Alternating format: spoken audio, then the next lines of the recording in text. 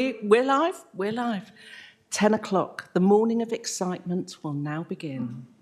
Welcome, Place and Resources, Tuesday, 18th of April. Phones off and just put your computers onto sort of nil speaker so that we don't hear those. Okay, item 1, apologies for absence. Lindsay. No apologies for absence, Chairman. Thank you. I forgot to announce that officers attending, we've actually just got Lindsay and John, our Democratic Services Officer. John Selgren gave his apologies, but the lovely Matt Piles is in the back row today, everybody. Yay! Okay, item number 2. Minutes of the last meeting. Are you all happy for me to sign those at the end of the meeting? Any questions? Thank you. 3, declarations of interest. Do we have any, Lindsay? Anybody got any declarations of interest? No. Item 4, Chairman's update. None. Public participation, no questions. Questions from members, there aren't any, so we leap straight into item number 7. Our role, Dorset Council's role in ensuring better broadband and mobile coverage across Dorset. So this is developing a digital infrastructure strategy. Jill, did you want to talk to this before we start? Thank you. Thank you very much. Chairman, did you not need to do minutes of the last meeting, or is that done? Oh, sorry, you've done. I've missed that. It went past so fast.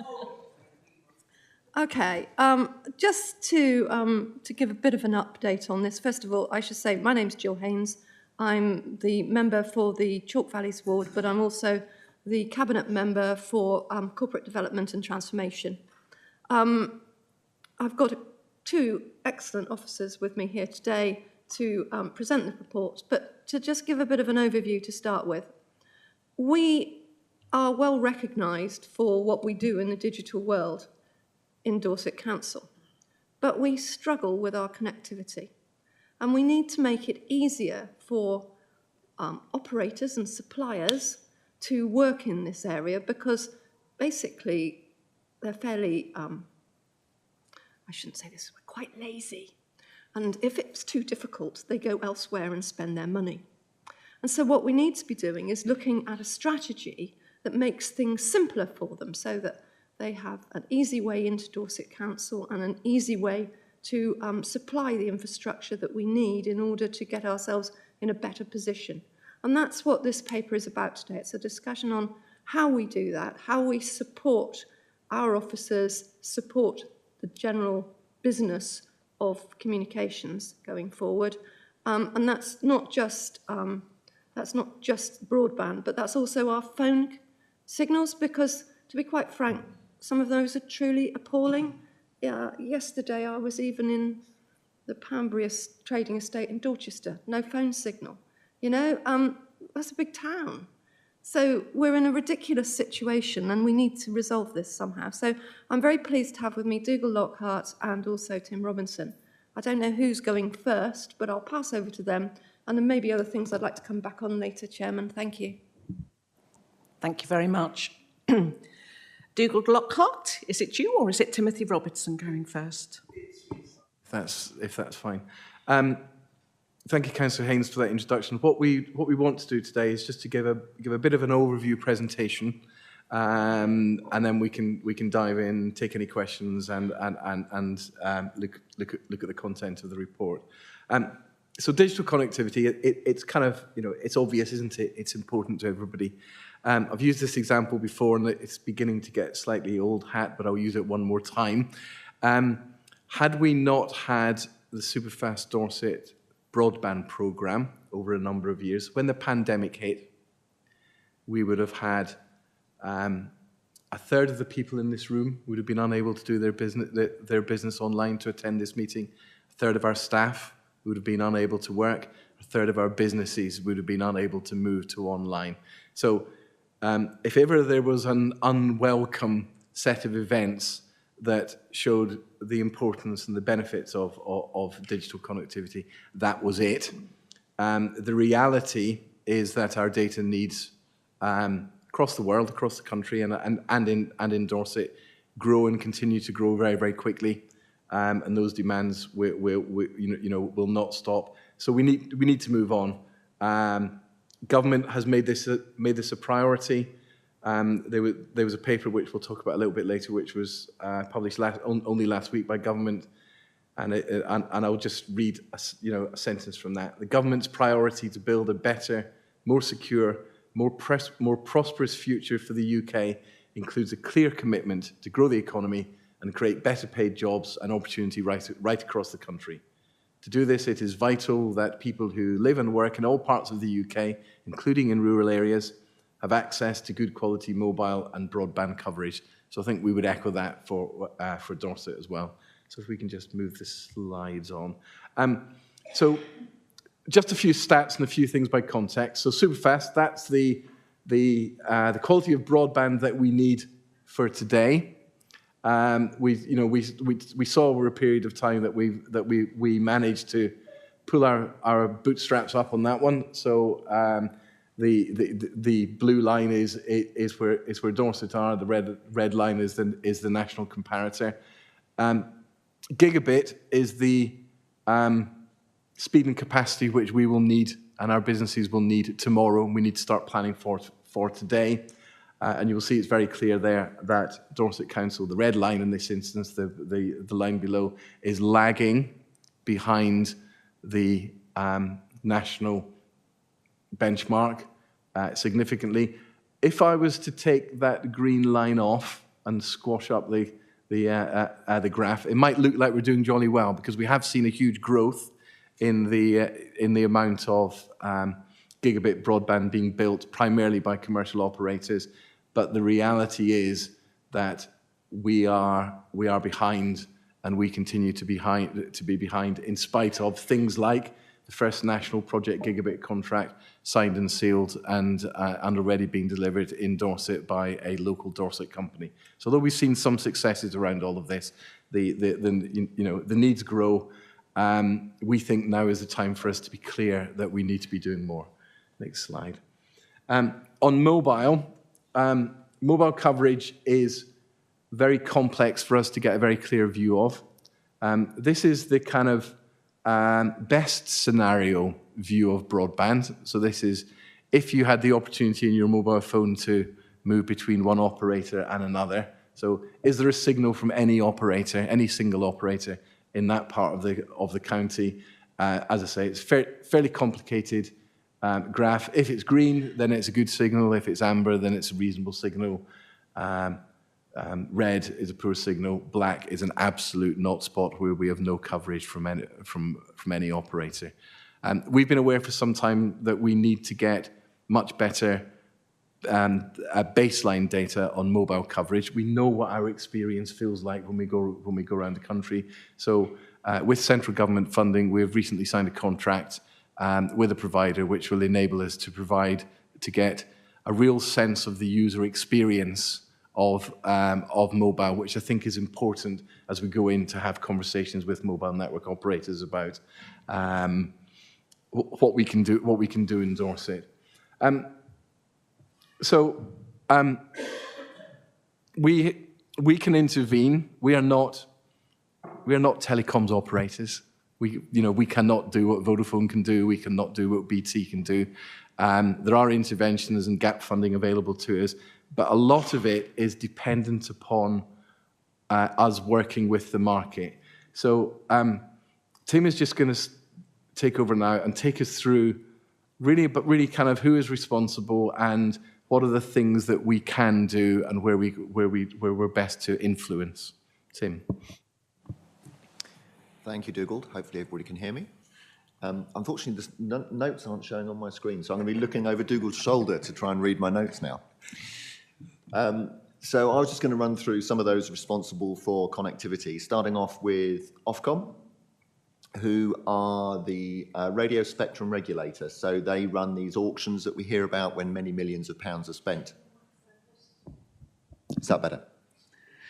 When many millions of pounds are spent by mobile network operators to buy the licenses from Ofcom to operate their mobile phones. They're also responsible for fixed connectivity regulation, I understand. DCMS now called DSIT, Department for Science, Innovation and Technology. They've just been rebranded, reorganised. They have been funding and defining grants and programs that help shape coverage, so correcting for failures in competition and things like that. You may be familiar with the 5G Rural Dorset programme, which Dorset Council ran, funded by DCMS as it was then, to look at the benefits for 5G in rural communities, entirely funded by them. Then we have network providers, and this is quite a complicated picture. If we're talking mobile network providers, we've got the 4 main mobile network operators who are listed in my diagram there, so EE, O2, 3 and Vodafone. But I, for one, use giffgaff, and that doesn't appear as one of those 4 major mobile network operators, but that's because they're a virtual network operator, so they sit on top of somebody else's network, and it's too small for me to read. I think giffgaff are on O2, aren't they? So in effect, I'm using the O2 mobile network to run my giffgaff mobile phone. As well as those mobile phone operators, you have independent tower companies. So those mobile network operators don't necessarily own those towers that we see in the countryside. They will buy that service off of another company such as Atlas, WIG, Cellnex. And some mobile network operators own their own arm's length tower operating companies. So I think it's Vodafone owns Cornerstone, I think. So it's quite a complicated picture of provision. You can't just go to Vodafone and go to those other people. There are lots of other companies around them.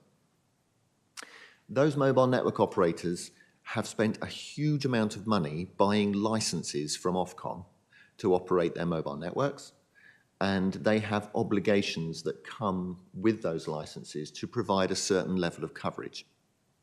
And that skews the way they behave and where they choose to build their networks, because, for example, if you live in a very rural county with very few people and their obligation is to provide coverage to a percentage of the population, it's much more cost effective for them to build networks in urban areas where they can hit large amounts of population with fewer masts.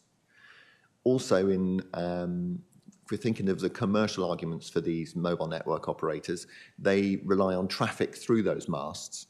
So building masts in rural areas is a challenge for them because then they don't make the revenues from the radio traffic through those masts. So we're hit with a double whammy there. License obligations of mobile network operators, as well as being a predominantly rural area where the traffic on each mast might be quite low. We have other wireless network operators, so there might be some private networks around as well. So there's a company called Accelerate, which is listed on my list there, who provide private networks for particular events like Bournemouth Air Show. You can pop up private networks which aren't then contended, so you haven't got all the public fighting for space on that network and causing it to go down if it gets really busy. Next slide, Dougal, please. I was also going to speak to the Farpoint Digital Connectivity Survey, because this is a really interesting piece of work. 100 digital leaders at local authorities across England, Scotland and Wales, from rural and urban areas, were surveyed about their priorities and their views on a range of connectivity topics, look at what's worrying, what they think they're doing well.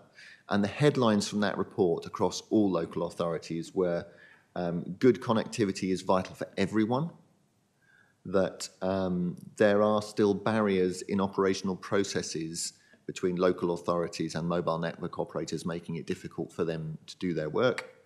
And there are several significant switch-offs coming in the medium term, which are not necessarily well enough understood. So there's the public switch telephone network switch-off, we've got copper switch-off coming, and we've got 2G and 3G switch-offs, which are all going to have various impacts on us. And that survey concluded that many local authorities didn't think they were well enough prepared for those switch-offs.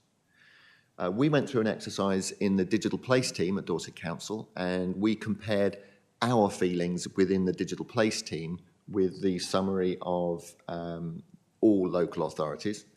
And we concluded that our view on what the main barriers to improving connectivity are was different to that across the wider local authorities across the UK. We thought that our main barriers are lack of operator interest. I've talked about the commercial issues with building networks in rural areas, and a lack of collaboration between operators and the local authority, where we think we can make it easier for these operators and make ourselves more attractive for those operators to come and build their networks here. What else? I've got a whole load here. I'm going to summarise. The preparation for analog switch off, copper switch off, 2G and 3G switch offs, we thought we need to do better in communicating the implications of those switch offs. And also the fact that sustainability and reduction in emissions is not well understood what digital connectivity can contribute across the authority, and how important it'll be for those ambitions. I've got a couple of slides now just looking at what interventions are available to us as a council. I've already talked about who's responsible for these networks, but what interventions are available to us as a council, both mobile and fixed, and I'll start with mobile. And I've listed these in order of increasing complexity, risk and cost for us to get involved with. So the easiest thing that we can think about doing is making ourselves easy to work with. I've talked about it already being difficult for mobile operators to work in a rural area and a highly protected area.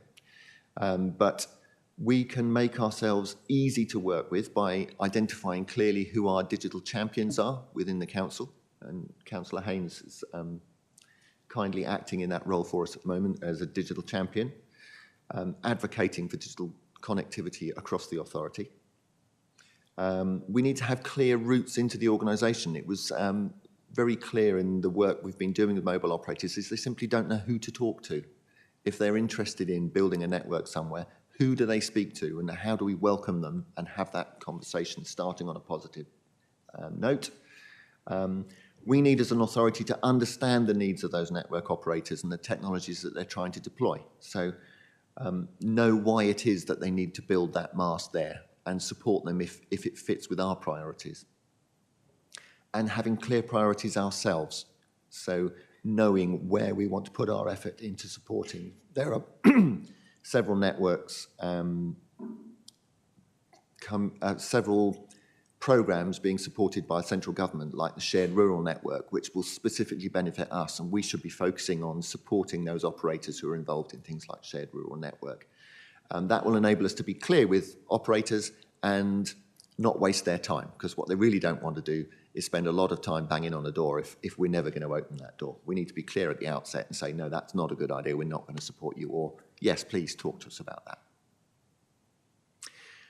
Being a willing landlord, the council themselves have a lot of assets which could be of use to mobile network operators, and we should be a willing landlord in encouraging network operators to use our assets to improve the coverage across the council area, and also work with others like farmers to understand which farmers might be a willing landlord that we can then direct mobile network operators to if they wish to build a mast. If we know where our willing landlords are, we can help put them in touch. Letters of support. I've mentioned things like the Shared Rural Network, where the government has asked mobile network operators to collaborate, and rather than building 4 different masts in each area, sharing masts, so you only have to build one mast that all those 4 network operators can operate off of. Well, if we see applications coming in with Shared Rural Network as a heading, we as an authority should really be supporting those if we can, and maybe offering letters of support to those kind of applications so that our planning officers can see that the wider council is supportive of that kind of application. We're getting harder now, going down our list, thinking about making possibility of making applications to ourselves as an authority in advance of a mobile network operator wanting to build something, so we can influence their decision on where they build masts to our priority areas, and also reduce the barriers of time and cost to them in building these kind of networks. So if we, from the graphs that Dougal showed you earlier, know where there are not spots and we can identify council assets in that area that could support mobile network operations, could we apply to ourselves for permission to build a mast there and then invite other operators to come in and make use of those? It would make it quicker and cheaper for them to build their masts in an area where we want them to build them. Subsidising low Earth orbit satellite or fixed wireless access. You'd be aware that Elon Musk and various other companies are throwing up hundreds and hundreds of satellites on low orbits that can support mobile network operations, and it will give global coverage. It's going to be expensive, but it's also expensive to provide fibre to very isolated places or to provide mobile phone masts in very isolated places, because the two of those go together. You need fibre to the mast to make the mast work. If they were very expensive to build places, it might turn out to be less expensive actually to subsidise low Earth orbit satellite communication to those communities rather than digging a very long trench and laying a lot of fibre to get there. Finally, council-managed telecoms assets. Can the council themselves build networks in places where commercially it's never going to make sense, but for community benefit, we can see the benefit of doing it? That's the mobile stuff. Fibre-wise won't take me half so long because I know a lot less about this. The fibre thing you can see runs through the same from easier, less risky things through to harder things. And all I was going to focus on here is the third and the fourth bullet points of making sure that we are easy to work with as a council, facilitating conversations, supporting where we see priority things that need to be doing, and making sure that these commercial investments happen. Dougal tells me there's a figure of £300 million over the next 3 years that's being invested in these networks across the council. We know it's hard, and we know it's disruptive when these things are being built, and we will trip over difficulties of people digging a trench, putting a fibre in, and then somebody coming back 3 weeks later and digging another trench in exactly the same place. We know it's hard, and it would be easy to fall into a negative mindset, but we need to keep our mind on making ourselves attractive and easy to work with whilst managing the difficulties and making it as least disruptive as possible. Can I just come in on that point, because that really is tough, and I know that there are some council. If I can just come in on that, because I know that there are some councillors in the room who've got experience of this in their local patch, and Matt Piles' experience from from the highways perspective. This is really, really tough going for communities because it is disruptive. I mentioned earlier about the Superfast programme. The Superfast programme built network to green boxes, and from the green box, it was already delivered by copper wire. This requires connections to each and every home in Dorset.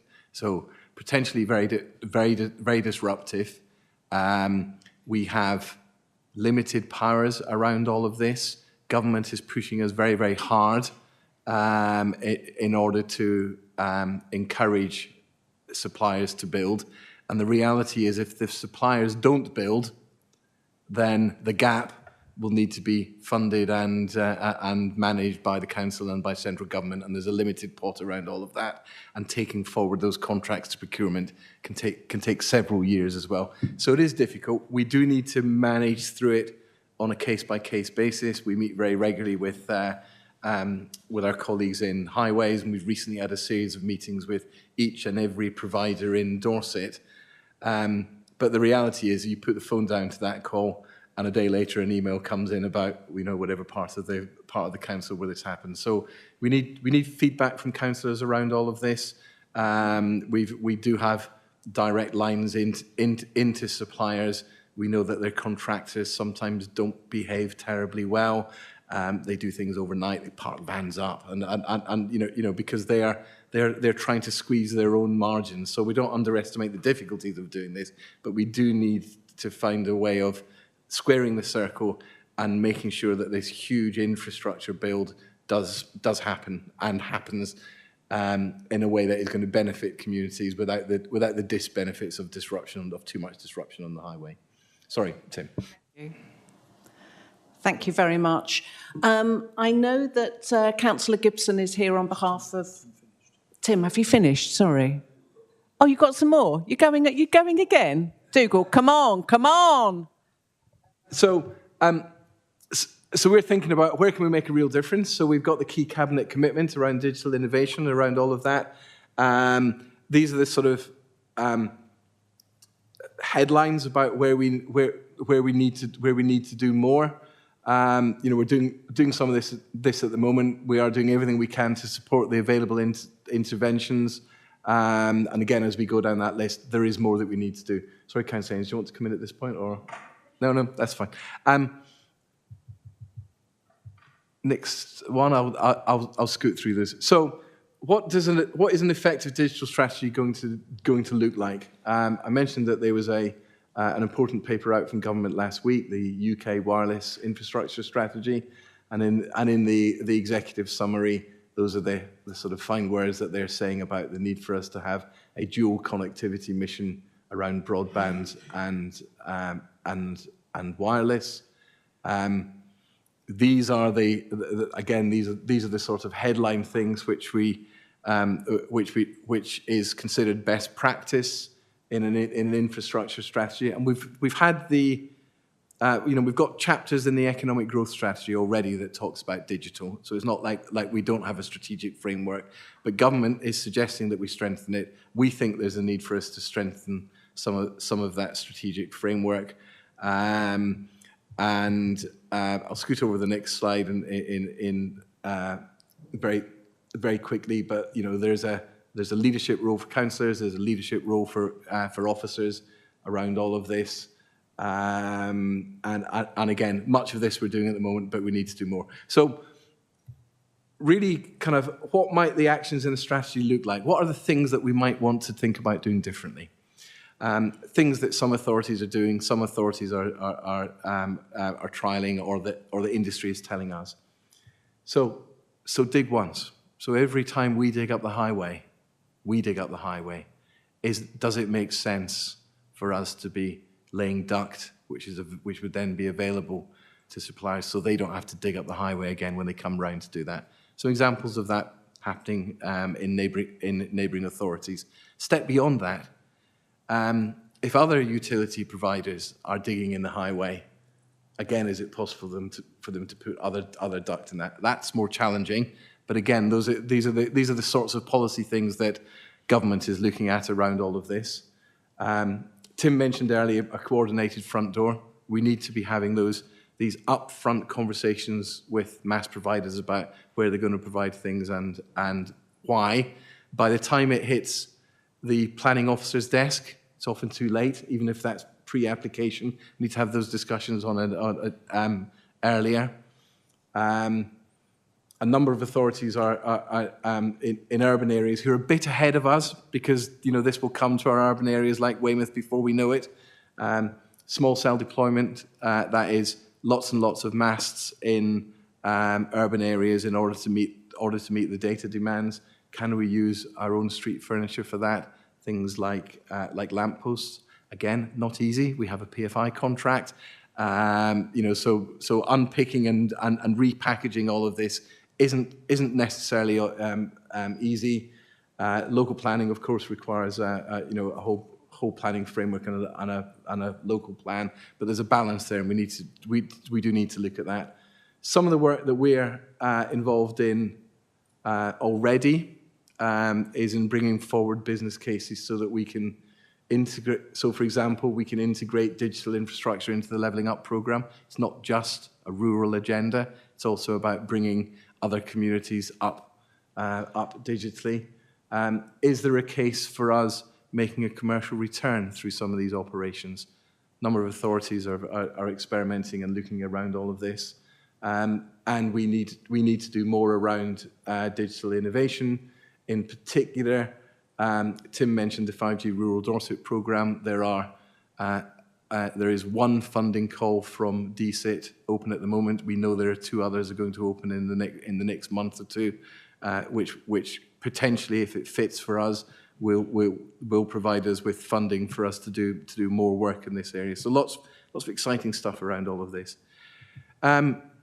Ultimately, we want a renewed strategic focus. We want to confirm the case for intervention. We need a view on how much we can and should do for the hardest to reach. We think that alternative network solutions, wireless solutions, might be the medium-term answer for that. Enhanced engagement and a strategy in place. So our ask today, and we can sort of come back into the report. This is what the report is saying is we want your views around digital infrastructure. We need to agree a timescale for how we develop the infrastructure strategy. We think most of the building blocks are in place, but we need to get stakeholder engagement. We need to consult. We need to involve councillors in that as well. So that's look at your role. And I think note that if we want to make real differences in this area, the work is beyond the work of my team or our directorate. It really requires a whole council approach to all of this, and for us to work together with. And we know resources are limited, so that we can make a real difference. So lots of stuff within this. An important agenda for us as a council, for us as an area to consider to continue to modernise our area, and interesting in questions and conversations. Thank you. Thank you very much. Jill, did you want to come in before Simon? Thank you. Yeah, I think there's a little bit that we've slightly missed off this presentation. And that is the only way that we are going to get this working properly if the providers recognise us as a place with the relevant information. Because at the moment they don't do that, so they do their bit of research. They'll even do a pre-engagement and provide pretty pictures and go to a parish council who go, oh, I don't want that anywhere near me. And yet, if they'd come to us and worked with our officers and our local members first, we would have been able to provide them with possibly either an alternative or certainly a better way of showing this to the public. So what we've really got to do is build those lines of communication, which aren't happening at the moment, because if we understand what they're up to and they understand what we can provide better, then we will be starting to have those partnerships working, which is what we need in order to have this happen. Thank you. Councillor Gibson on behalf of Highways, I believe. Thank you, Chair. Councillor Simon Gibson, lead member for Highways and ward member for Verwood. Broadly, I start off by saying I think the report is pointed in the right direction. I think it's quite clearly setting out the importance of having access to coverage across the piece, which is welcome. And I actually agree with most of what it says when it mentions highways. Speaking to Councillor Ray Bryan about this yesterday, one of the things that we did want to raise is that is building on the point that Jill's just said, that it has to be a two-way street. And I know that's an easy thing to say, but if I was to offer some sort of feedback on the report, I think whilst it highlights a list of things that are eminently sensible, it does seem to place, if I would say, more an emphasis on what the council can't do, but what we could be responsible for. And as a mixed way of saying, we need to make sure that we're not on the hook for things that we can't control, but that we're playing a positive role in moving these big companies to do the right thing. And that's where the communication comes in. On highways, one of the bits that I find most interesting is that we do try and work with them where we can. The team work very hard to make sure the disruption of laying this infrastructure, which is vital, is minimal. But there is that feeling, especially at ward member level, and the feedback that we get is that they're not kept in the loop well enough. And there's only so much that we as a highways authority can reasonably be expected to do on behalf of a commercial, massive company. They need to do more, in my view, to keep their side of the bargain, to make sure that the local community knows what's happening in their area. And one of the things that is very frustrating is when you get an area where the council is doing big strategic highways work, for example, the Transforming Cities Fund work that we're doing in the East, to have other areas of the same town being dug up relentlessly for digital infrastructure at the same time is incredibly disruptive to the local community and doesn't engender goodwill to either the broadband rollout or to the council, and places a severe risk on the other strategic priorities that we as a council are doing. Very good to say one team approach. I agree with that, but it's got to be a two-way street because we've got other priorities outside of digital raw light that needs to take into account as well. Chairman, I said this to you before. Can I just raise a local ward issue while I've got the microphone? In Verwood, we have a road that I've raised with the portfolio holder who's been very helpful. Right in the middle of the town, it's a small little cul-de-sac. Everywhere around it's had its superfast broadband rolled out, and it's great. If you look at the figures, we're doing pretty well. You know, we're not that far away from exactly where we'd want to be. It's just that plea as a ward member to not forget those that haven't yet been connected and make sure that there isn't a list that sits somewhere of the too difficult to do, because you've got a road in my area that cannot get the broadband that everywhere else has. It was assessed by this council as being commercially viable. Well, it was assessed by the company, I think, as being commercially viable, so they took it on to do it. But that was a long time ago. And despite great efforts from the officer team here to get them to do what they said they would do, there's no broadband in a road that perhaps should have expected it by now. So I think as part of our agreements of what we can do to make things easier, we need to find a way in this strategy to make sure that they also do what they say they'll do. Because if we don't do that, we're giving but not receiving enough of the benefit. So that's my plea. Thank you. Do you know, gentlemen, whether we have areas such as mentioned mapped? Do we know where those areas are? Simply, yes, we do. We also have commercially sensitive data which we get directly from suppliers. The reality is that for commercial reasons or business reasons, they frequently change their plans. So beyond that sort of mapping and that data piece, it is very much, as you described, about us getting more engagement, more dialogue, and more understanding so that we can make those differences. Intervening is complex because there's the state aid rules are very clear. You can only intervene where the market will not provide. And if the market tells you it's going to provide, then we step back. And then I know the example very well. And then if the supplier decides, well, actually we can't, it's suddenly got expensive, or we need to move the vans on elsewhere, we need the intelligence to know about it. But ultimately, at that point, we're in a lobbying position rather than in a contract and contract management position. Not contractual arrangements that you could pull them up on at all when it comes to specific roads such as that? Only in areas where we have contracts. But to give you a sense of the the Project Gigabit contract we have at the moment in Dorset covers some 7,000 premises. So the contracted element is comparatively small. The reliance on the commercial deployment is the biggest thing which we need to try and get right, and that's where we need to influence, not manage through contracts. Simon, did you want to come back? Yes, thank you, Chairman, for allowing me to come back. I agree with all of that, and I think there's an element of expectation management here, but there is a gap between what they said they'll do and what they have done, and that's where the frustration is. And that's where I say the council ought not to be on the hook for that, because I've got an email on my system here from the commercial outfit that said they'd deliver it, where they blame the council for cancelling the project. And that is not right reputationally for us as a council. And it's not fair on the residents that have been told something's coming that isn't coming. And I think if we end up in a space where lobbying is the best we can do, and I accept that might be the case, let's build it into the strategy. Let's have a plan to lobby right at the highest level as we do elsewhere.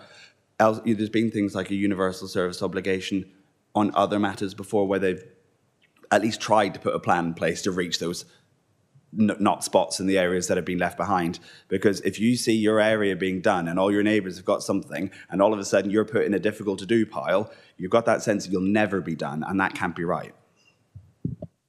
I agree. Thank you very much. Councillor Tarr, did you want to come in at this point? Yes. You asked for what it's like to be a ward councillor in the midst of all this.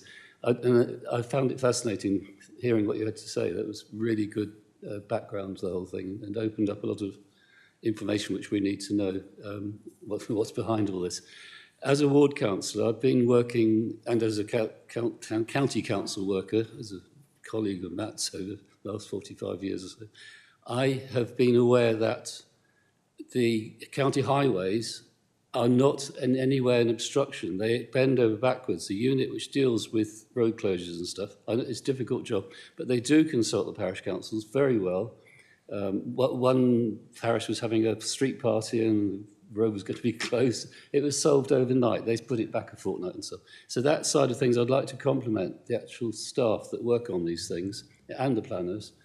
They do deal with them as fast as they can and do a really good job from my perspective as a ward member.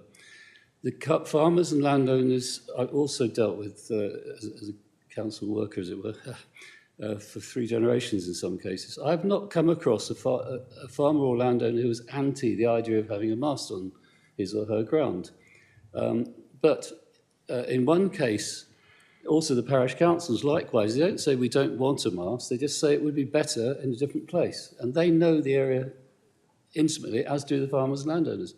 I have rung up landowners, Dorset landowners, that I've, again, well, dealt with for 3 generations, and said, how about somewhere on your land? Yes, you can come and see us, and we'll drive the contractor around, and they can find a site which is good for the signal and good for the landscape. They have never had that phone call from the contractors. And I've been told by the planners recently that we don't have the right to object or to have any say in this. One parish council met on a dark night before COVID and discussed one application. A second identical application came in on the same site, which they assumed, and I tried to persuade that it wasn't the case, was the same application, so they didn't comment on that. But they've never been consulted about where that mast should go. And it ended up on the end of a main road, on major access to the Dorset AONB, 2 aerials next to each other. So that isn't the parish council being awkward. They bent over backwards. It wasn't the landowner being awkward or the farmer being awkward or the ward member being awkward. It was purely the commercial thing was to have 2 masts on that site because they said it wasn't economic to put the 2 together.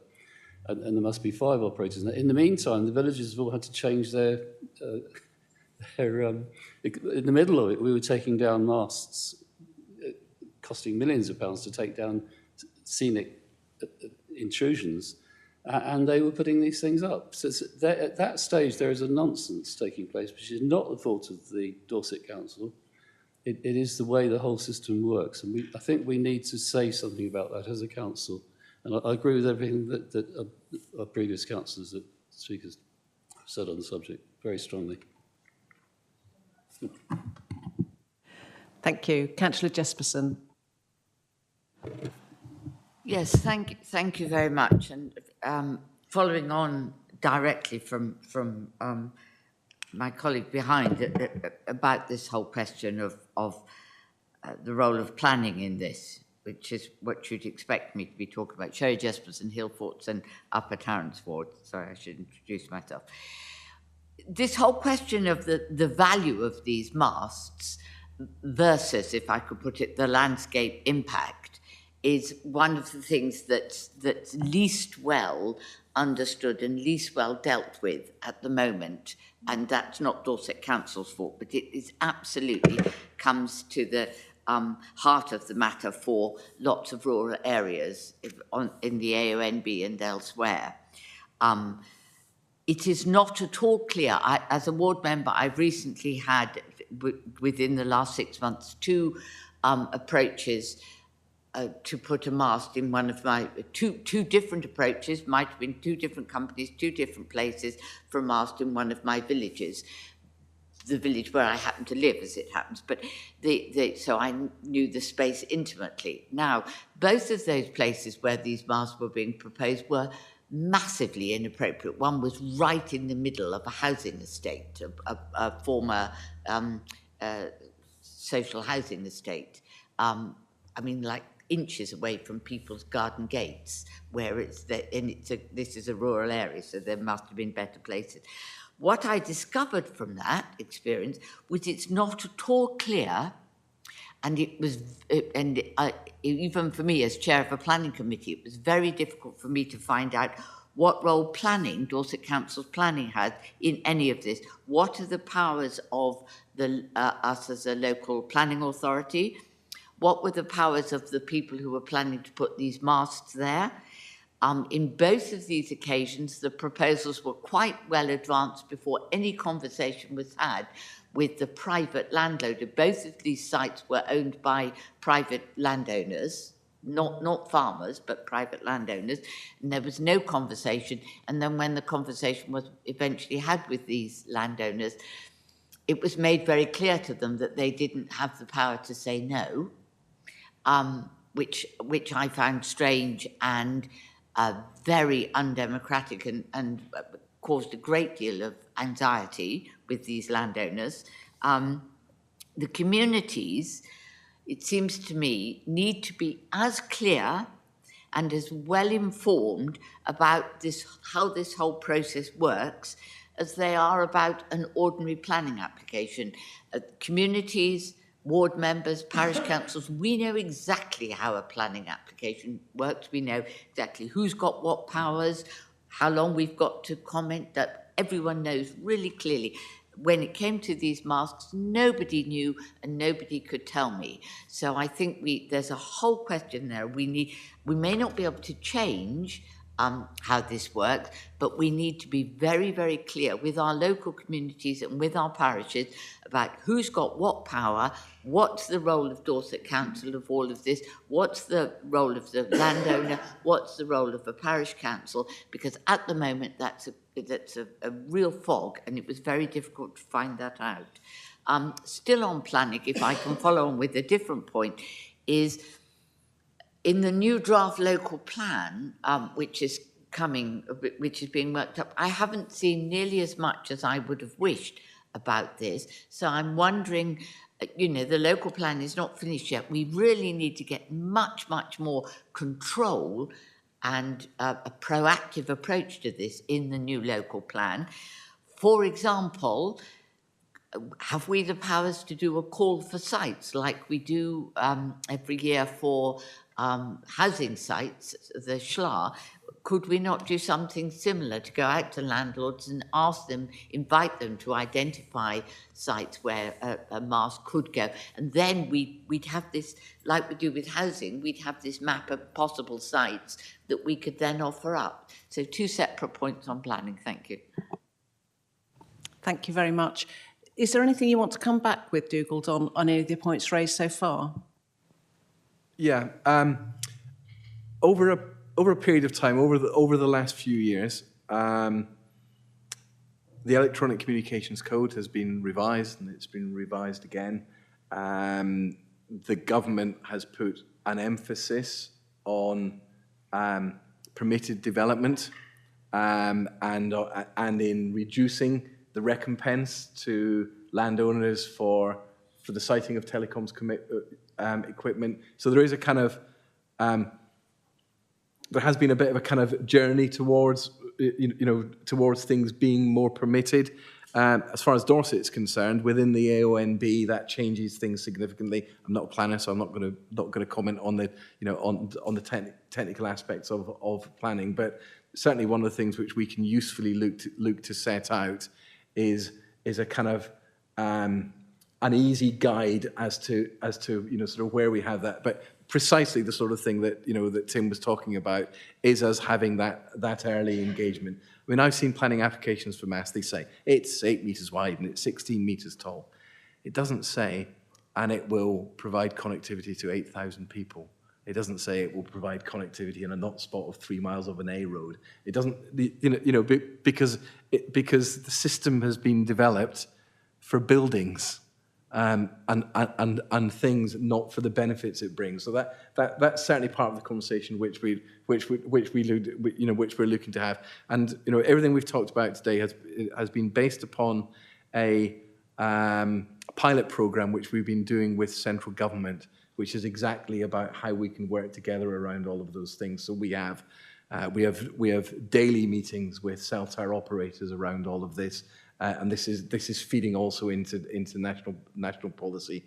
It's not something we're going to change overnight, but for me, the most important part in all of this is getting the community's view, and our fastest and best way to get the community's view is through local ward councillors. So thank you for all those comments, really helpful. I think, Tim, you wanted to come in here, didn't you? Yeah, I was just going to suggest an example of a conversation we've had and to warn about unintended consequences or kind of Pyrrhic victories as well. In conversation with people who know a very great deal more about planning than I do, the feeling that there was some mistrust between the authority as a planning authority and network operators, to the extent that if a network operator comes in asking for a 25-metre mast, there's almost an assumption that they only need a 20-metre mast, but they've asked for a 25-metre mast so that we can have our little victory, take 5 metres off the mast, and then they can build that. And that's very unhealthy, because what it doesn't take into account is the depreciation of the benefit from that mast, because if you've reduced the height, then you're going to reduce the coverage. So therefore, you could actually be lining yourself up for another mast application in order to create the coverage, or that provider could just go somewhere else and do something somewhere else because it's easier. Thank you. Councillor Coombs. Thank you, Chairman. Councillor Tony Coombs, also from Verwood Ward. There are 3 of us. I wanted to pick up on a couple of points, and I think the first one is, in a way, from what I've heard this morning, it's a sad indictment of communications companies, that being their specialty, having poor communication.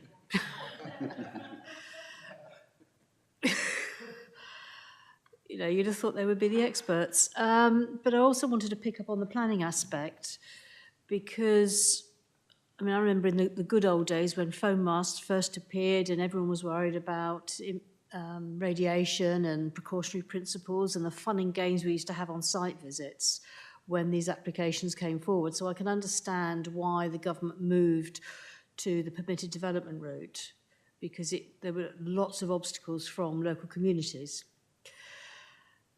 However, picking up what's been said this morning, to me it's clear that, as Councillor Sherry has said about the new local plan, there needs to be wording in that is more proactive about what we want to see from a planning perspective.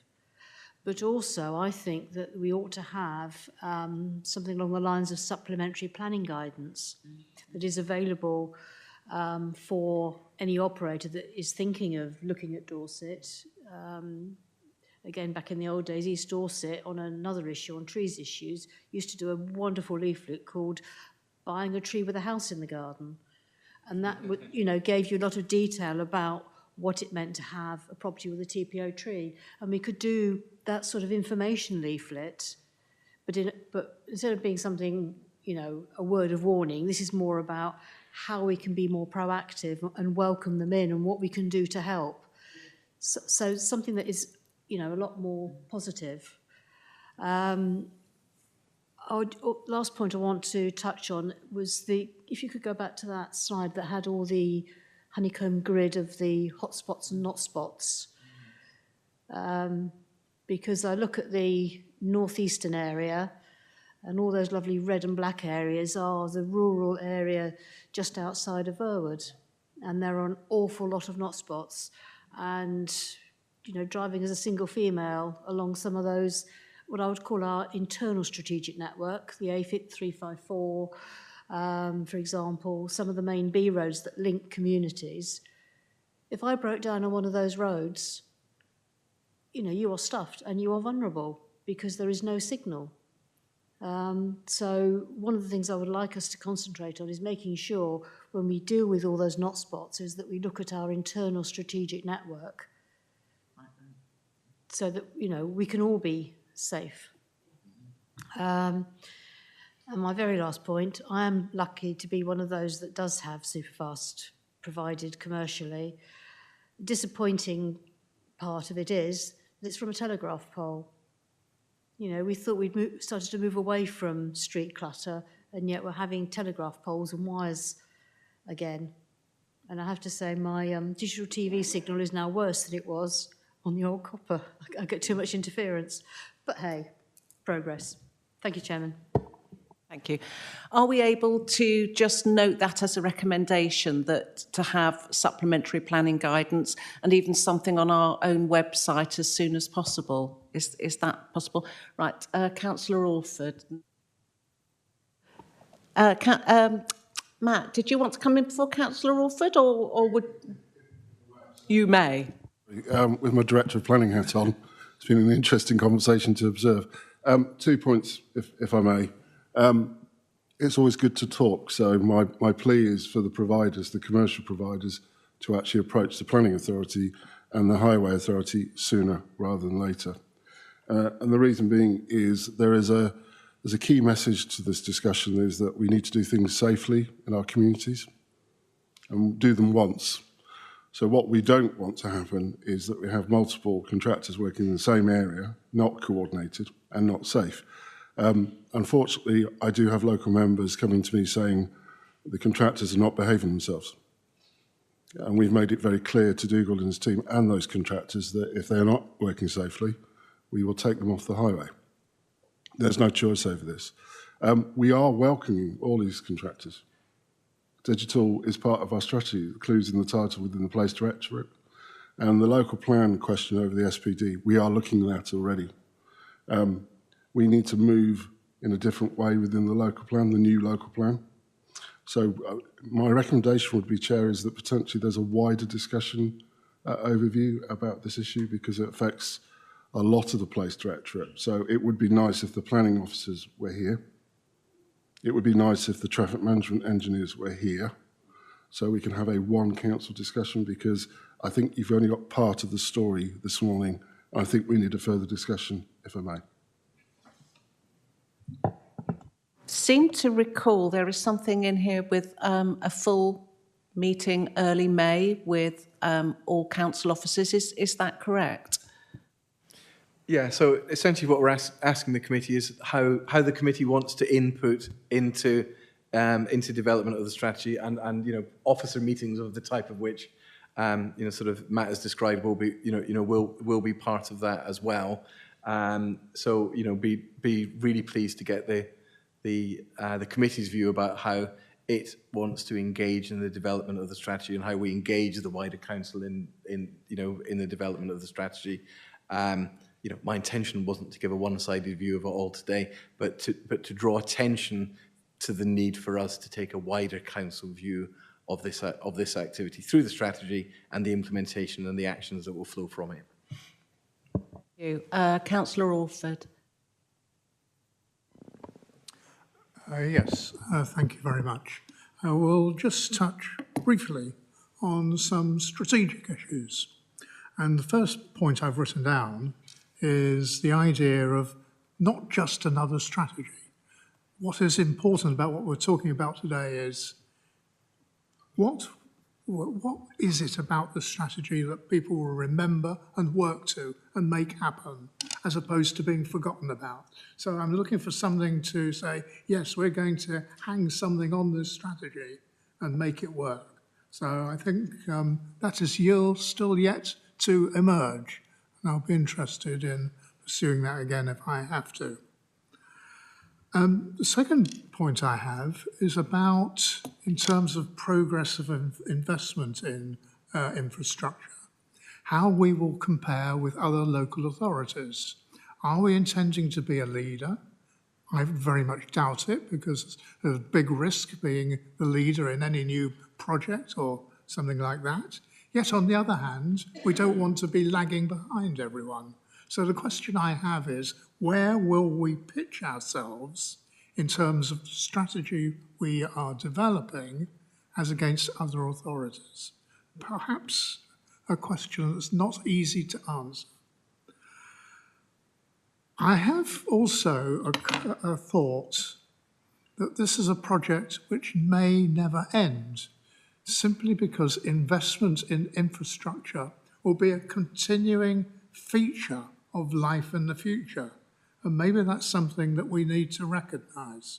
So I sort of set out that challenge. And then accompanied with that, of course, is the question of funding, not least lobbying for resources, and whether we will have something in place which will lobby for resources for this infrastructure. We've mentioned other areas of the council working in partnership. I think the work we do on ecology and climate change should be within the scope of that, because I have no doubts that if we do the infrastructure well, the demands on fuel, etc., for travel will be reduced. So I think that we do not want to ignore that. Then the final point I make is just about our residents. I think it's important that they should feel as though they are being treated equally and there are no absurdities which prevent improvements for their homes, which will just happen. So those are the points I have. Thank you. Thank you. I know, Jill, you want to come in here. You're bursting with your strategy, I can tell. Well, I have to agree with Councillor Alford. There's no point in having a strategy if you just make it and stick it on a shelf. But actually, in this case, it's really important that we do make it, because this is what is going to bring us the funding in from central government, that we actually have articulated what we want to do and how we want to do it, and that we worked with various other organisations to do that. The fact that they've already given some guidance on what sort of things they expect to see in strategies, like a member champion for digital, etc. So I think this is a really important point that we say the reason we're doing this is that we need to articulate all that so that we can get those grants in. The team has been fantastic at getting money in. The amount of money we've managed to get in for digital in Dorset is recognised nationally. And that's another reason for us doing a really good strategy. Thank you. Matt. Sorry, if I may. Just to add to Jill's point, to offer a positive to this discussion, from a planning perspective, wouldn't it be nice that the local plan said that all new homes in Dorset would have full fibre to their premises? And that's what we're going to talk about. So Councillors Jesperson and Coombs will be aware that we have interesting dialogues with regarding planning, but that's the sort of aspirations that we want to aim for. And that will then help, from a highway authority perspective as well, the investment in the infrastructure. So that's what I would like to put towards the meeting. Thank you. I think Councillor Bryan would like to come in online. Welcome, Ray, come in. Yes, good morning. And thank you for allowing me to come in on this one.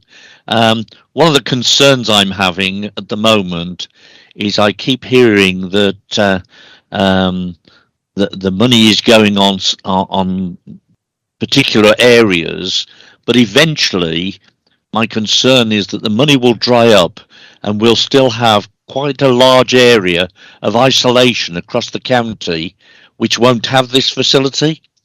Thank you for Councillor Alford for raising the climate issue, because obviously this is key to trying to make it easy for people to work from home so that they don't have to drive miles to their place of work, not just at the council.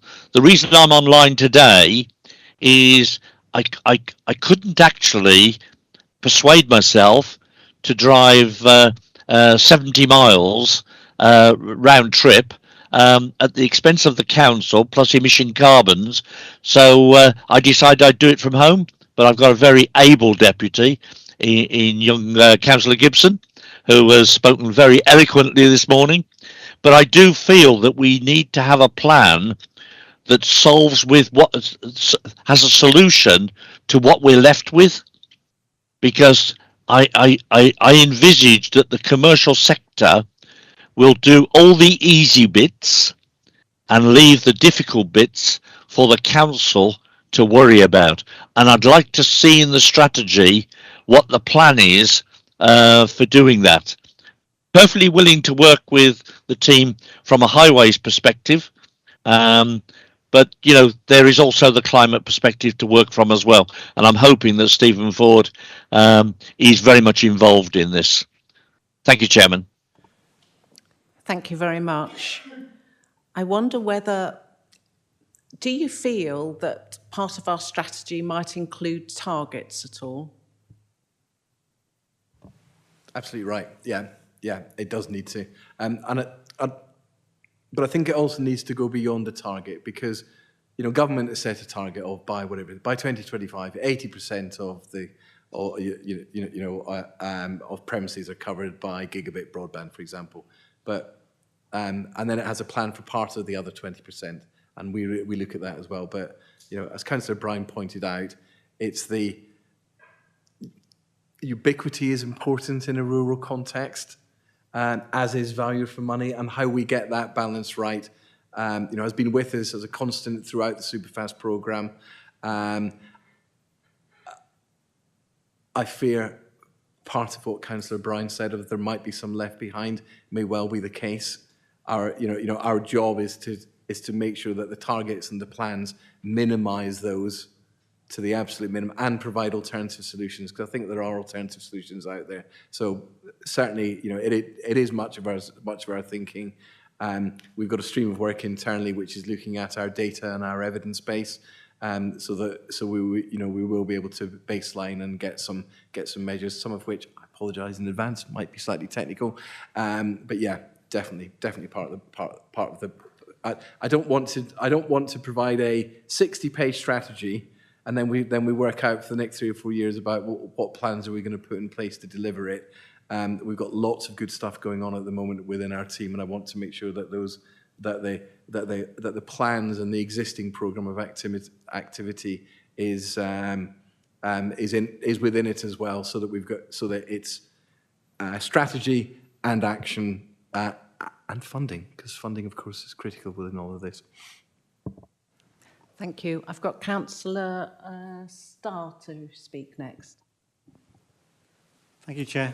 I noticed early on in this discussion that it mentioned that some of the significant points have been missed by the public, and one of those, I think, was BT Openreach, the copper.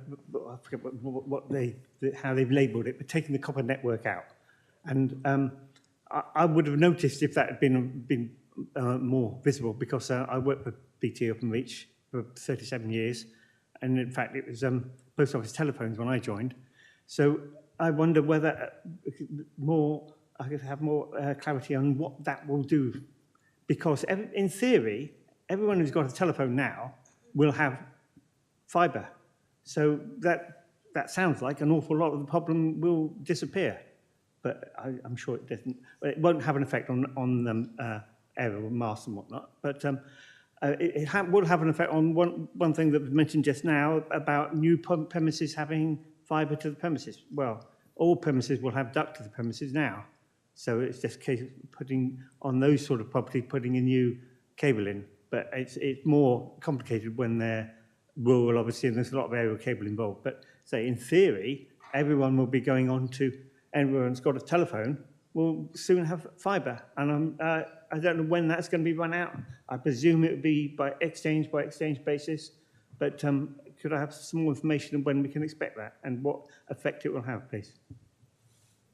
Thank you. And in relation to 2G and 3G, are there a number of elderly residents that rely on any of these forms of communication with their care buttons and so on and so forth? I mean, have we mapped that in any way?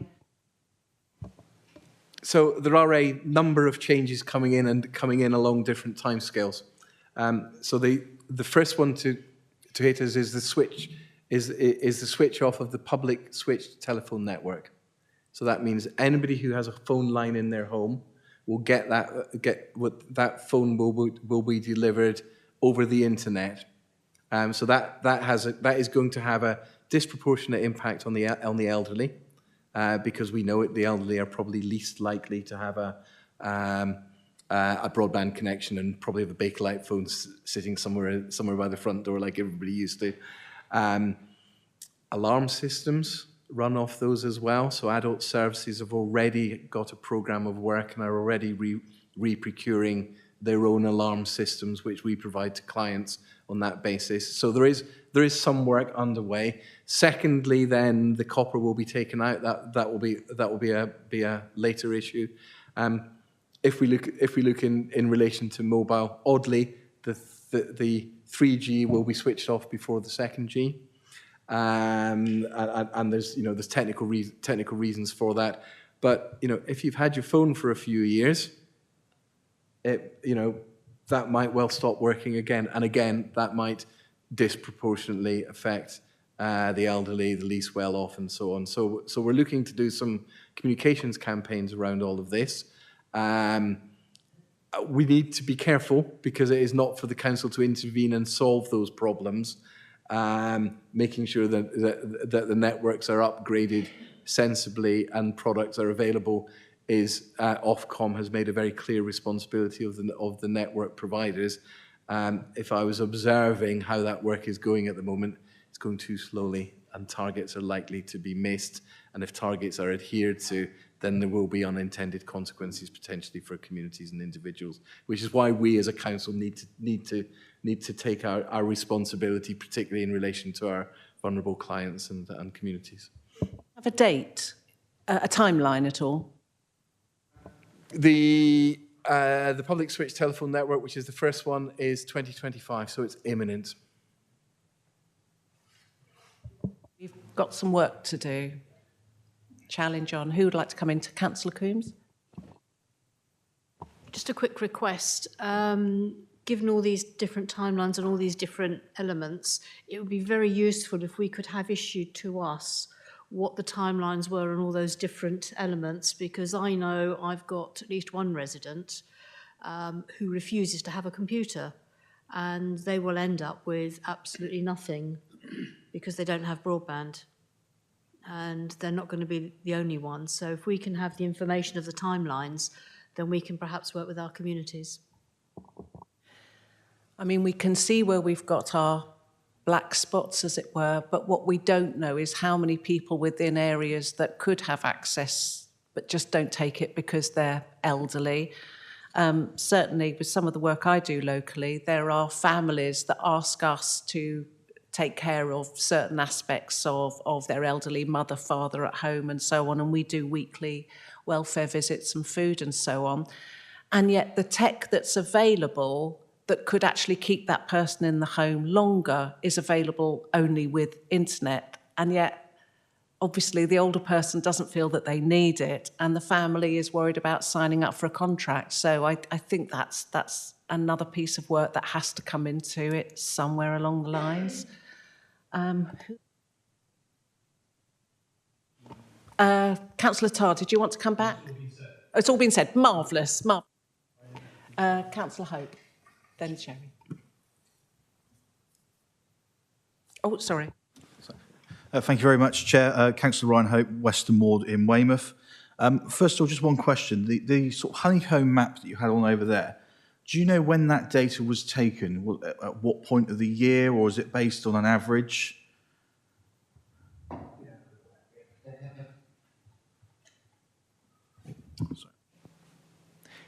Yeah, that data was taken from refuse collection lorries.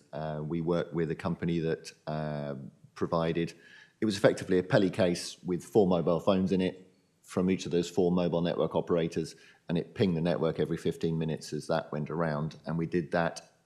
We had, I think, 3 boxes being distributed around the cart. So that was done over 22, I think it was summer 22. And it's just a snapshot because it changes all the time. A tree grows, a mast gets taken down, more masts go up.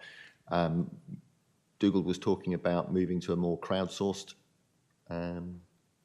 system. I don't know if you want to talk about that one at all, Dougal. Yeah, so essentially the data that I showed today was from a pilot exercise. What that pilot exercise showed to us was that this data was very valuable to us. What it also showed was the limitations, which is that it is a snapshot. So we're looking to do more around that, because in urban areas, we're aware that it's not simply having coverage. There are capacity issues and seasonal capacity issues in Weymouth, for example. And that's exactly where I was going with that question, because I know most of the area in Weymouth was, I think, green on your honeycomb map. But come the summer, trying to get onto any of these networks, especially around the beach, is very difficult, and it's an area that does need to be improved because obviously we rely on that seasonality tourism to drive our local economy. So I think whilst we recognise the black spots within the strategic plan and the need to develop and improve those areas, it's also to continue to develop some of our more urban areas and tourism destinations to ensure that the infrastructure is there to support them. The other thing I wanted to make a note on, I noticed, was within the impact assessment, and I'm looking here at the environmental implications. And I think in there, I would strongly want to see that we encourage providers to install this whilst work's already going on the highways. Because whilst we got on here that the work will generally reduce CO2 emissions, if we can do the work together, then you're reducing those CO2 emissions quickly, because any disruption on the highway generates more CO2 emissions over the time of the works. So I think it should be a strong point within our strategy and our plan that is we will encourage providers to carry out work at the same time as any local providers are working on the highways. But the other thing was interesting on here is that you say, obviously, because of those CO2 emissions, it's going to, because people can do online banking, work from home. What that also does, though, is reduce people in our areas that are spending money in our high streets. And it's really missing that within the sort of well-being and health implementations and social isolation, because as much as it's needed to develop industry, develop and support our residents, it may have that knock-on effect where a negative impact of this, which seems to be missing, it could impact our high streets and our local businesses in that way. So it's how do we support them through this? Can we offer them more support within their connectivity so that they can drive customers in that way? And also picking up on the other point that's been made is around supporting our vulnerable residents so that they can make use of this technology, so that if we do see losses to certain services like banks, which are closing at a rapid rate of knots due to internet banking, that those vulnerable residents aren't left without that service that they need. Thank you very much. Councillor Jesperson. Thank you very much. Just before I make my point, just to pick up on Ryan's point there, that on CO2 emissions, as we move forward, Dorset Council, with our policies to reduce our carbon, we are now reaching the point where we're going to have more granular discussions about our carbon emissions, because we look and we say working from home, that's a good thing, and we need to now start having much more granular discussions about our roadworks and so on, and everything we do. And I think that point was very well made. However, the point I was going to make was, if I may, was to move us on. One of the things we're being asked to look at is the timetable. And on the 6th of June, there is a proposal then that we should have a workshop-style meeting, which I must say I think that's a really good suggestion, and that seems to me where we've been heading today. Could I put a plea then that one of a key part of that workshop day will be bringing together then the key people from within the council, cabinet members, but also for 2 or 3 of the key themes that have emerged today, one of which is clearly highways, and a big one for me is the whole area of planning. And I mean planning, current planning, but also the local plan. So I put a plea that the local plan team are there at that workshop, ready to have a discussion about how we put all of this into the forthcoming local plan, and that the planning team are there and the highways team are there, and adults indeed, but might like to be there to explain to us the implications of some of this, and that we actually put a bit of effort, a bit of beef into this workshop day, and I think that will progress this strategy in a quicker way than anything. Thank you. Councillor Fry's been waiting patiently. That's fine, thank you, Chair. I've got a half a dozen points, so I'll try and bring them up individually if we can go through those, please. We've mentioned about the 2G, 3G turn-off, and we're all aware of that now and what's going to happen there. But we really do need to be looking at our communities and finding a way we can protect them, because some of them will never get digital in their world, and particularly the remote places and locations. What can we do about that, actually, to offer them some proper help? So we focused the discussion this morning primarily on infrastructure, but a really important part is making sure that we get the benefits and outcomes that we need.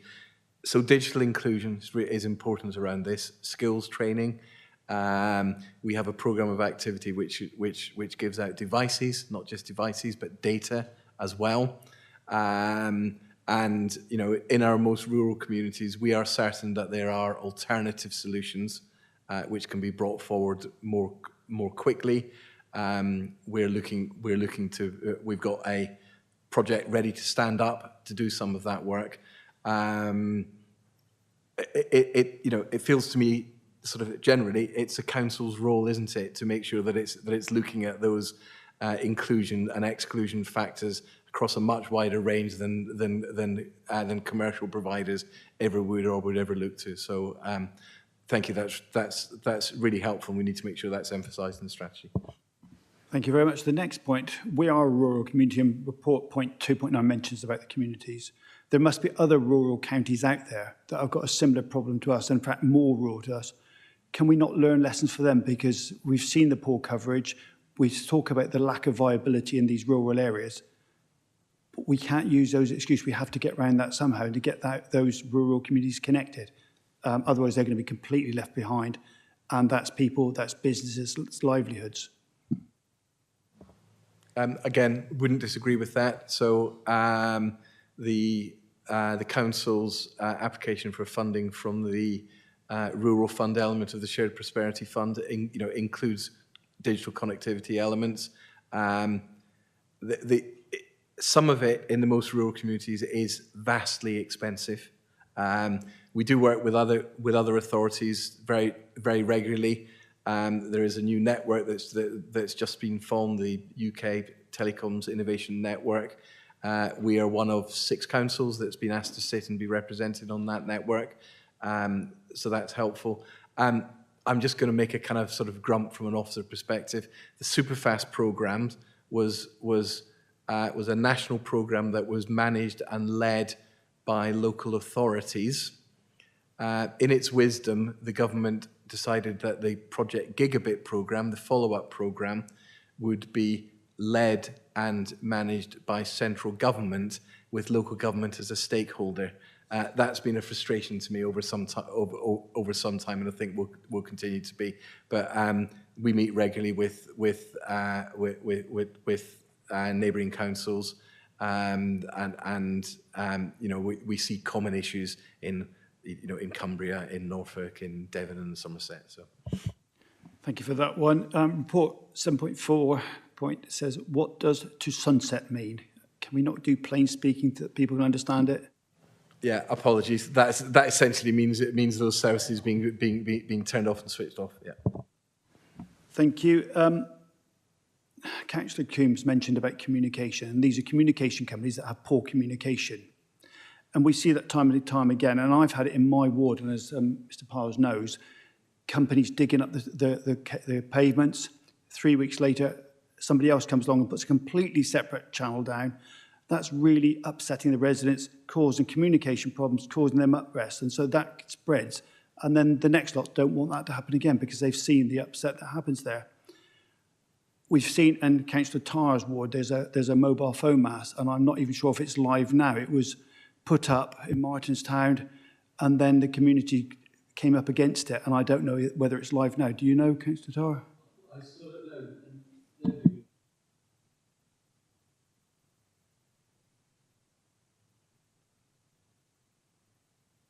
I still don't know the answer to that question, and nobody local does, because the people who didn't like the service they were getting have switched. So, but the main thing is, from my point of view, it's in the AONB, which people mentioned. It's I was told that it is no longer subject to planning because there's a GDO which permits the development anyway. And so all the deliberations of the parish council and so forth were completely forgotten. The landowner hasn't been contacted, the farmer hasn't been contacted. And we now see two masts beside each other, one of which we don't know if it works or not. Right at the entrance to the Dorset A and B, where 20,000 vehicles a day pass it. It's a prominent position in the Dorset area, and it couldn't have been worse done.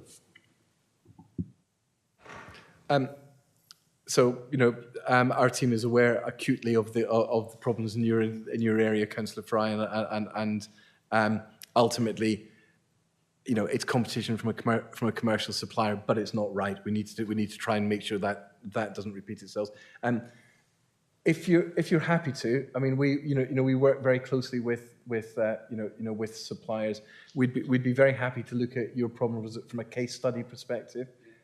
So why don't we undertake to do that? Because I always find by getting into individual issues, you learn an awful lot about what can be replicated elsewhere or stopped being replicated elsewhere. Thank you very much for that one. Just a point of note: we've got the council farms network. We should be using those there, but they belong to the council. We can use them, and many of them are in rural locations anyway. So actually, might be of use as part of our network for that. Will remote locations ever be commercially viable? If you're looking at the commercial viability of setting these systems up, clearly the contact people in the urban areas are, but our rural communities are just as important as our urban areas. And rural communities and rural people are very good at finding alternative solutions, aren't they? So, I live in a large village, but it doesn't have a connection to the gas network. You often find septic tanks, springs for delivery of water, those sorts of alternative solutions. So I think it's most likely in those most rural areas that alternative, sustainable solutions is what we need to be looking to, because we've seen the commercials around getting fibre out to very rural areas, and some of the figures are absolutely eye-watering. Not only is it not commercially viable, some of it is not even going to be viable with public subsidy, without us looking at alternative solutions. Dairy farm, I used to sell the milk, and the milk that went into the houses got one price, and the price of the milk that went to market, you got a lower price, and the average was paid to the farmer. Does that not sort of policy work with these networks? Is it all money for nothing sort of thing?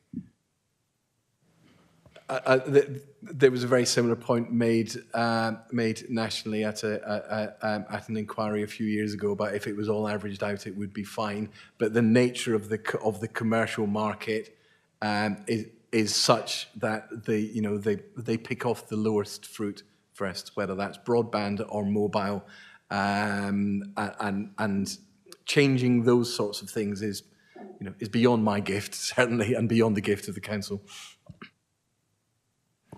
Okay, are there any other members that would like to speak? Because I know that Councillor Andrews... Oh, Councillor Alford, you want to come back in? Yes, Councillor Bryan reminded me of something else I had intended to say, which is that this scheme needs an investment appraisal methodology. And especially when we talk about, as Dougal was just now, there can be many and various ways of delivering projects. So they do need to be analysed correctly. So I would like to make sure that we do adopt a scheme which we can use for financial appraisal and for return on investment, etc., etc. I think it would help when we are attempting to secure funding from central government to demonstrate that we analyse this information accurately. Thank you. I know Matt wants to come in, and then Jill. Just a bit of context for the discussion for your workshop. We have actually potentially completed the main spine of the network within Dorset when you look at the roadwork applications. I've been advised, I'm looking at my colleagues' faces, we had 5,000 applications last year for permitting on fibre alone. So I think one of the challenges, going back to Councillor Hope's question, is how do we then look at the other bits within the Highway Authority? We need a commercial discussion, potentially, to see how we can, there's a well-known alcoholic company that had an advert that they had one hole that everybody utilised at the same time. We need to do the same thing. And I think that's our challenge for the future. How do we work together to utilise that road space? We, within highways, are moving to carbon neutral on many of the activities we deal with. The other thing I just want to ask a question from my perspective, would it be worth involving the Youth Council at your meeting in June? Because having 3 teenagers and what they use technology for is completely different than I do. Mobile is their thing. Their life is their phone. I just thought it may be worth asking the Youth Council for their view for the future. Yeah, on that one, I think it's absolutely right that the Youth Council are involved, possibly not on the 6th of June, but as a separate conversation. I think that would be really helpful. I was going to come back to Councillor Alford. Yes, we do have a methodology, but it's totally bespoke for all of those different difficult to get places, because each one is so different when we're trying to assist a difficult place to get the connectivity they need, that it's a bespoke system which will be not the same as virtually any other one. That's how it works. We have the conversations with those who want to be involved. That includes not only the people who are not having the connectivity they want, but also the providers who might be in the area. And that's how we work those up. It would be very difficult to list that as a way forward by having value for money in a generic form. Thank you. Councillor Apothecary.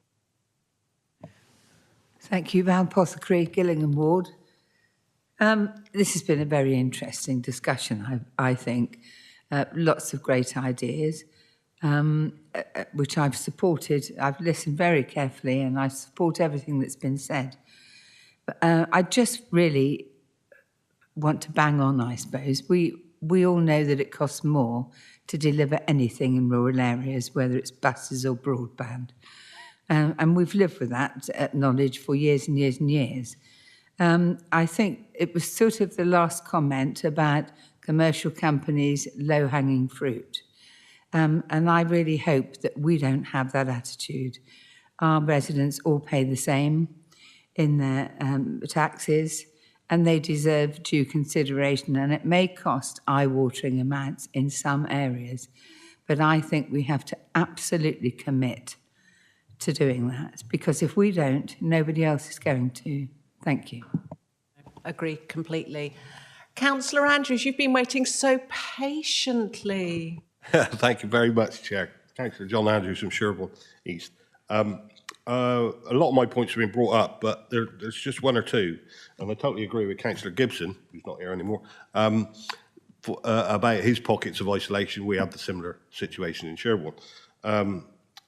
But one of my biggest problems that I get harassed about is the reinstatement of the verges and the pavements that are going on. It's all right if it's been done in conjunction with the highways, because our highways handle that. I just wish they'd informed me when it was going to happen. So they're doing a grand job in one of the estates around Sherborne, replacing all the pavements, which was planned anyway. So when the subcontractors for the company came in, they were told just to put temporary. If they had told me about that, I could have knocked on a few doors and told all the residents, So that was annoying. So once again, communication. The reinstatement of the verges of the pavements and the green spaces in some of those estates is absolutely appalling, which I do report to the Highways Community Highways Officer, and he talks to whoever he's got to talk to try and get it done. But now, in one particular instance, I'm 5 weeks on, still nothing been done. They're very reticent to come back and do whatever they need to do, whether that be rake some topsoil over and put some seed down, whatever. It's just ridiculous, and it's causing a mess. There's mud everywhere. It's just wrong. So they need to be held to account for that and fined for that, because I'm fed up with it. There we go. That's my point, Chair. Thank you, Matt. Would you like to come in here? I'll put my other hat on now. Thank you, Councillor. So, Director of Highways, Matthew Fast. Can we take that offline of where the issues are? And can I just assure everybody, we do manage all the companies who work in Dorset, and if they do things wrong, they are fined. They have what they call FPMs, and that's for safety, that's for reinstatements, and we make sure that they do reinstate. I think one of the frustrations that I'm seeing from local members is so much work going on. So a lesson from the discussion today is communication. The big thing for me is, and I think I will take it back to my team who do the roadwork coordination. And thank you, Councillor Tarr, for your kind words earlier about we need to do something a bit more on this subject for the future, just so that we manage expectations in the community. So point well made, and I'll take it afterwards. Okay, thank you. Just on your safety, one of the GigaClear, the companies, their contractor turned up with a digger on the back of a lorry and actually dug the pavement off the lorry. Didn't get the digger off the back of the lorry and closed the road without permission. So that's the kind of issues we're coming across. But I went out and tackled them myself, you know, because when I got heard about it, you can imagine that, can you?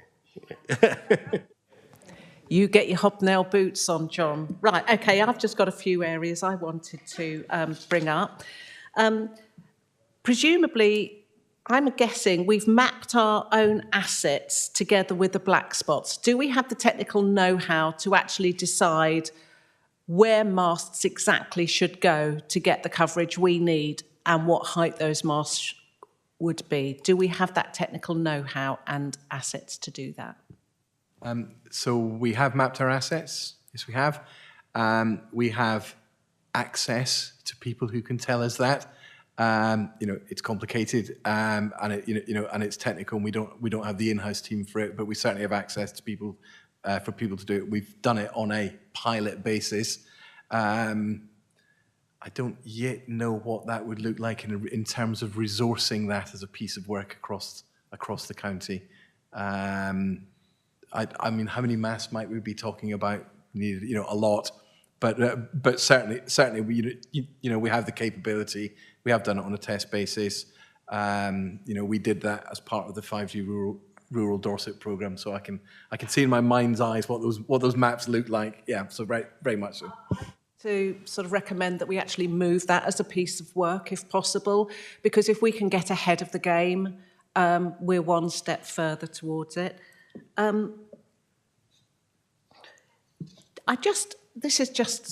have no idea. What sort of costs are involved actually in installing a mast? Do you know?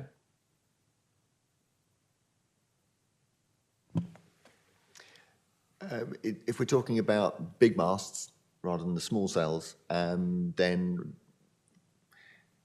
how long's a piece of string, how tall's your mast? But I'm hearing figures 200, 250,000.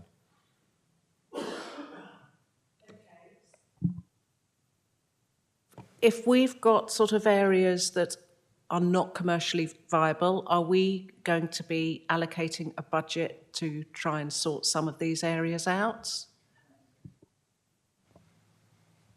I don't think we can, but if we look at where are the biggest costs, yeah, so the biggest costs are primarily in getting power to a site, in digging to the site, in getting fibre to the site. So one of the things which we're looking to do a business case for is whether the council should work with a partner to provide dark fibre in the ground to strategic locations, which would then reduce some of those cost elements. So there are places. So I think in the report I talk about as needing more radical solutions. Those are the sorts of radical solutions which we're looking to see whether they're going to stack up for Dorset. We know that they've added up in business case terms in some other local areas. So we're not at the bleeding edge around all of this, but probably a close follower. That as a little recommendation that we look at partnering with dark fibre. I like that. And if we've got new estates going in that are having their own roads put in, are we able to insist that all new roads going in have a little channel either side with some sort of grid so that any services could run through that. Is that possible or not? Matt?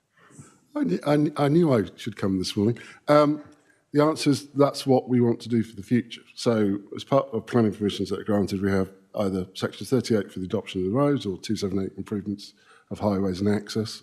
I think we need to look at that as a policy. So what does the council want to do for the future? And also I think there's a question for me about renewables as well.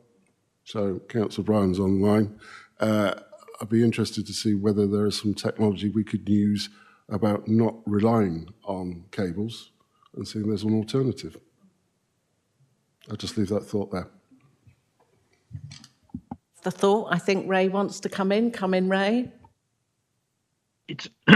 It's really on the issue of, I'd just like to highlight that we've just built a new road at Gillingham, which I was on site yesterday. And all the channels to get services through have been built and installed underneath the road, so there will be no need for us to dig the road up to install anything. This is the way of the future, and it's something I feel quite passionate about. And certainly as we look at new developments, and I'm not involved with planning, but I would hope that planning will make sure this same sort of thing is done. If we can keep the repair work off the road, two things. First of all, it doesn't damage the road, and B, the residents accept it far more if they're not stopped from getting from A to B. I take my hat off to the traffic control team. I get probably 20 a day coming through notifying me of traffic regulation orders. I don't think people appreciate just how much the work goes on things like this, but obviously it's slightly more involved at the moment because of the way we're trying to get this work done as part of the digital connection. But as I say, in future, if we take Gillingham as an example and do the work when we build things, it's going to make it a lot easier. And I will be talking to Matthew on this because he's got his planning hat on as well. But it's a highways issue. Thank you. Matt says he can't wait. Coffee's on. You mentioned also 300 million. Is that funding secure? Is that just for Dorset? Is it a pot we bid from? Where is that?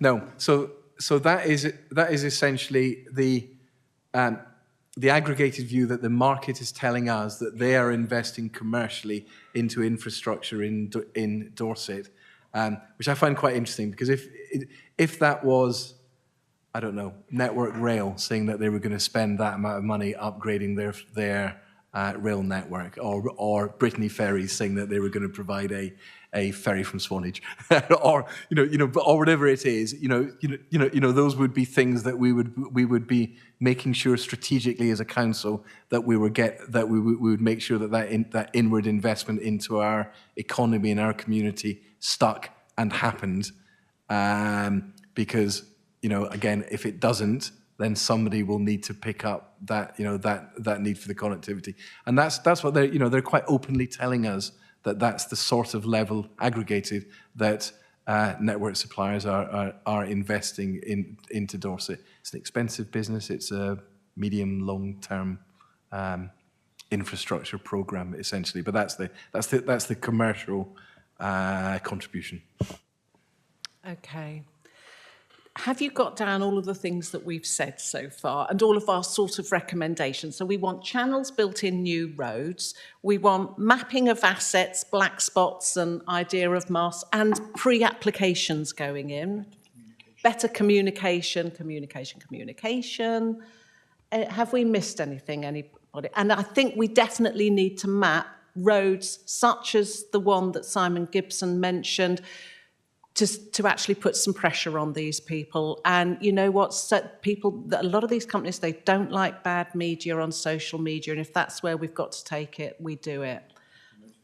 Councillor Coombs, what have I forgotten? Planning, absolutely. promoting the benefits of the mast, definitely, and also a really in-depth piece of work with our older community. And I think what we've actually got to do is to take that one step further and have a series of exhibitions to demonstrate the use of tech in keeping people in their own homes, which means they must have internet access. We did mention that in another committee and it's not happened. And I don't think people realise just what is available. Councillor Jesperson, what have we forgotten? Nothing. Good list. What you've just identified there is we need to tie that string of things concerns that we've been identifying and ideas that we've been having in with the workshops for the 6th, because I would hope to see work on the 6th on all of those areas. So everything from working with our elderly residents through communications, planning, highways, and all of that. So that's the themes for our workshop. Which raises another question for our next agenda item about how are we going to do those workshops, because I'm not sure if this is the moment to raise this, but we've got a meeting on the schedule for the 6th that's got 2 agenda items on it in our forward plan. So can we have a think about how this workshop meeting is going to be structured? But yeah. All I was going to say, it was just something that I was going to raise when we got to the end of discussion. You have obviously got a meeting on 6th of June with 2 agenda items. Whether or not this feels like the suggestion is a workshop, that feels like something slightly different to just a standard agenda item.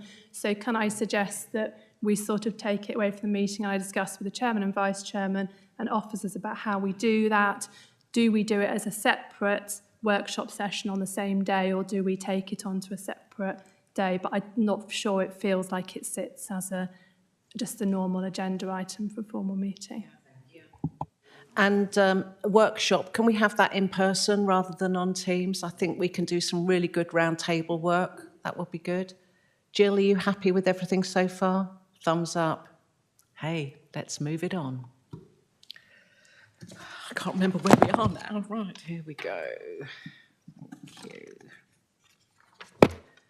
Right, item 8 is our overview committee work programme. And included for information is the Cabinet Forward Plan. Has anybody got any thoughts, comments, additions? Really like to sort of keep on top of the digital strategy as we go forward as well. I think we did have a timescale on the digital strategy, didn't we, Dougal? I think, wasn't it sort of June time or somewhere, June, July, was it? Yes, we did, and obviously looking to take it to Cabinet for adoption before the summer break. So we're setting ourselves quite a tight timescale for this. Fabulous, thank you. So we've noted item 8. Item 9, urgent items, there are none. Item 10, exempt business, there is none. So my little forensic team out there, you've done good work today. Thank you very much. Meeting closed.